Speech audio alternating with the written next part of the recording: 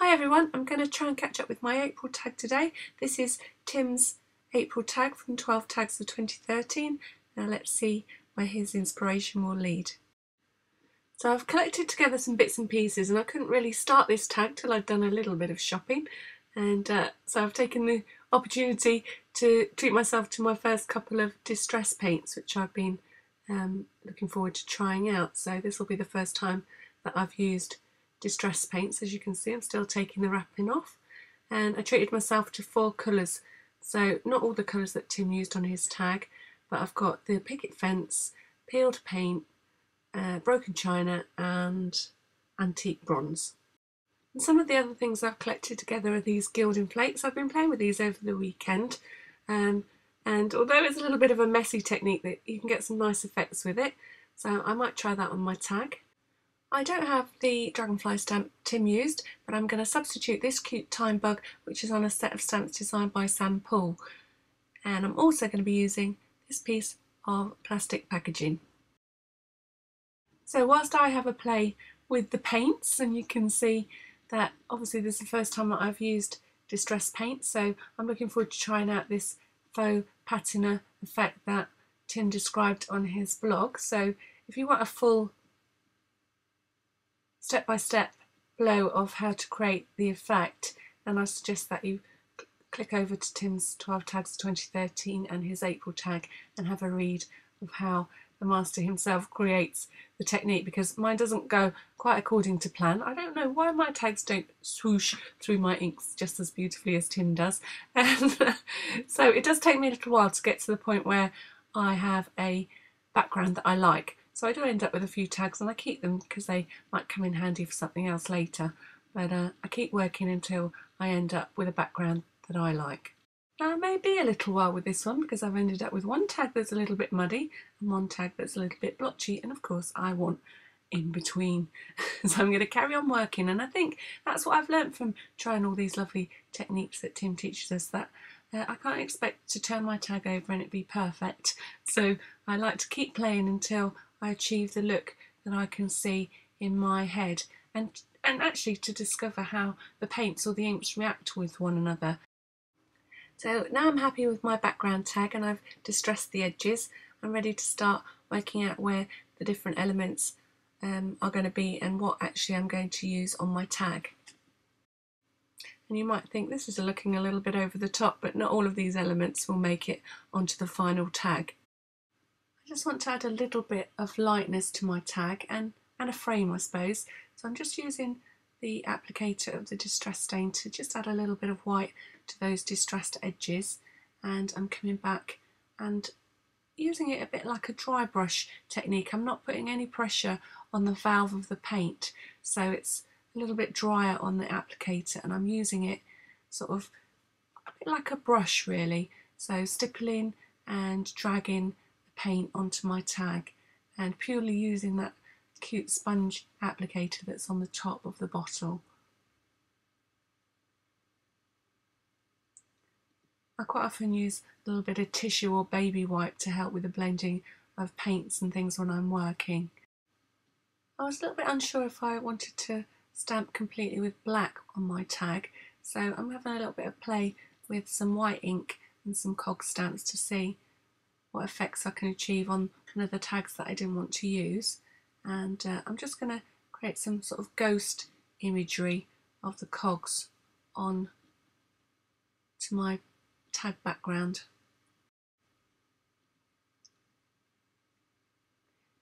And then I take another look and I think maybe I'm just a little bit heavy-handed with the white, so I'm just knocking it back a little bit with a baby wipe, so slightly damp baby wipe, and I'm just taking off some of the white because it's still damp. Anyone that visits my blog knows that I've had a few posts where I've tried to turn trash into treasure, and plastic wrap has been featured a couple of times on those posts, and I kept these little circles. I'm not sure if they were Tim Holtz packaging or not, I really can't remember, I should have written it down really, and I've got an idea for capturing my little time bugs under glass, or under plastic in this case. But first of all, I'm creating a frame, again using the distress paints, And again, I really liked the applicator and being able to use the applicator to create texture on the painted background. I'm just making my frame for my tag, and of course the beauty is that it's going to match exactly with the blue that I've got on the patina effect. So I'm just working out with my packaging the best way to cut out the little apertures, because I don't happen to have a circle punch that's the right size. So I tried drawing around them, and then I thought, you know what, I'm going to try stamping them, and it will just give me enough of an outline to be able to draw and cut out 3 circle apertures on my tag. So even though I've got provisionally 3 apertures going to appear on my tag, I'm only going to cut out 1 at this point just to see how it's going to work, because at the moment it's in my head and I don't want to commit to 3 if I'm not that keen on them. So I'm stamping my time bugs onto some shrink plastic using black StazOn. Be a little bit careful that you don't slide on the shrink plastic, and make sure they're dry before you cut them out. And again, be careful as you cut them out, because you can easily split the plastic if you're not careful about how you cut them out. I always find using the back of the scissors works better than the points. You're less likely to crack your plastic, and then you can colour the backs of the shrink plastic with the colours that you want to use, and you can use felt pens or coloured pencils for this. So when you're working on your shrink plastic, you stamp on the shiny side and you colour in on the reverse. And then the fun happens, and I'm working on an old baking sheet and have that placed on top of my heat resistant craft sheet as well. And I thought that I would protect my cutting mat underneath, but actually it isn't good enough, and I would remove any kind of cutting mat from underneath when you're heating like this with your heat gun. If you don't, then you stand the chance of warping your cutting mat, and you don't really want to do that. So now for the fun part. You take your heat gun, you hold onto the shrink plastic with something metal, keeping your fingers out of the way, and then the plastic does exactly what it says on the tin, and it shrinks. And if you're careful, when you pick it up, be careful because it is hot, you can shape the little wings of the time bug if you want to. So now for the teeny tiny one, may well disappear as this shrinks.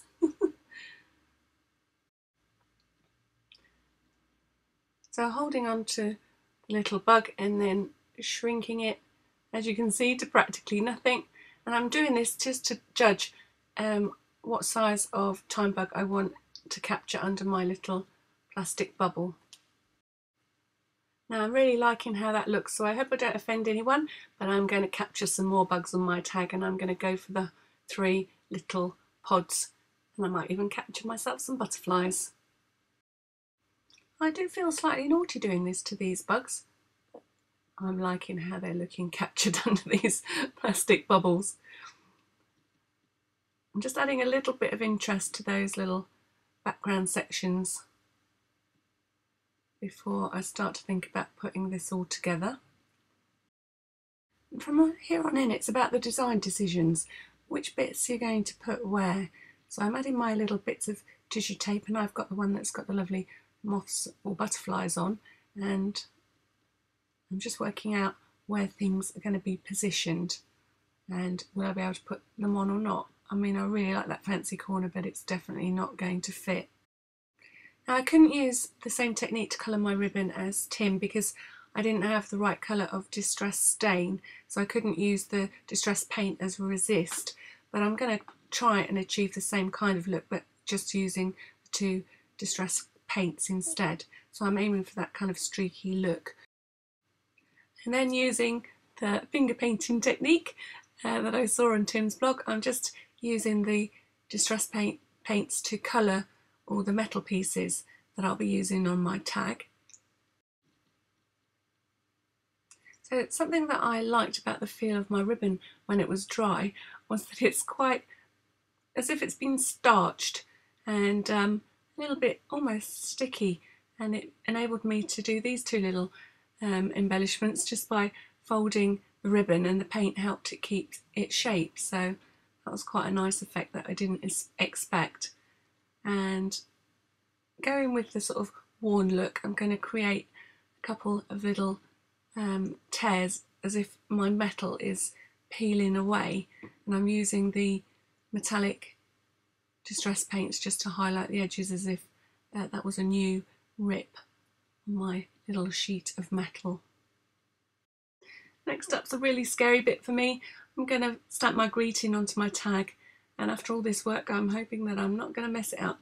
So I'm having a little practice run, and then I'm going to take a deep breath and I'm going for it. Yes. So I've used archival ink to do that, and it's stamped out lovely on the paint surface of my tag, so I'm really pleased with that. And now I'm thinking that I quite like the black on there, and I'm just going to add a few more details with the cogs. I'm not going for perfect stamping, which is just as well because I'm not the world's greatest. I'm just getting a little bit more of the black print onto my tag. And when I put my cogs onto my painted cogs onto my tag, they were too similar to the background, so I'm going to take my sandpaper and give them a little bit of a scrub to get some of that copper of the pieces that I've chosen showing on my tag. And because I like how the little bit touches of copper on the sanded metal elements lifted the tag, I am going to add a little touch of that foiling. So I'm adding just little tiny touches of the gilding flake glue, and that dries tacky and lets me just attach tiny little pieces of the metal foil. And I thought I would add, or try to add, a little bit to my ribbon, and it worked. So again, I just brushed over little bits of my ribbon with the tacky glue, and then once it was dry, added some of the copper foil flakes.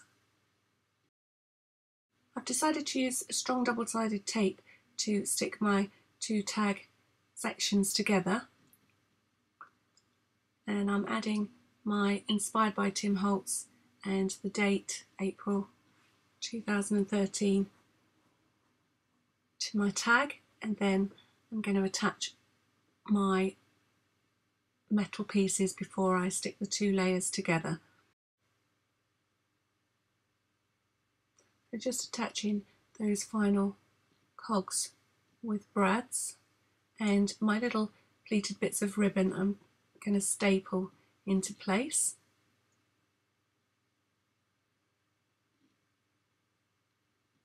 And then I think it's crunch time,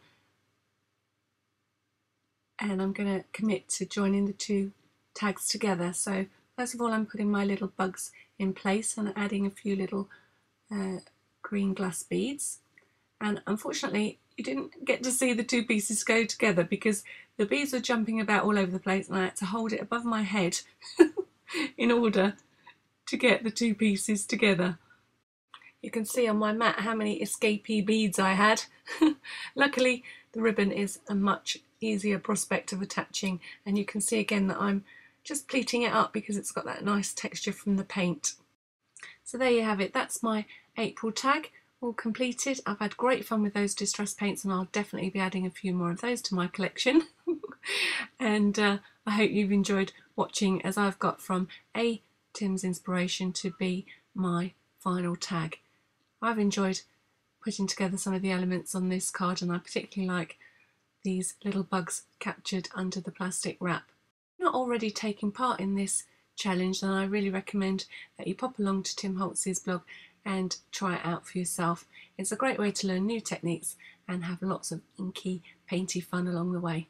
Thank you for watching.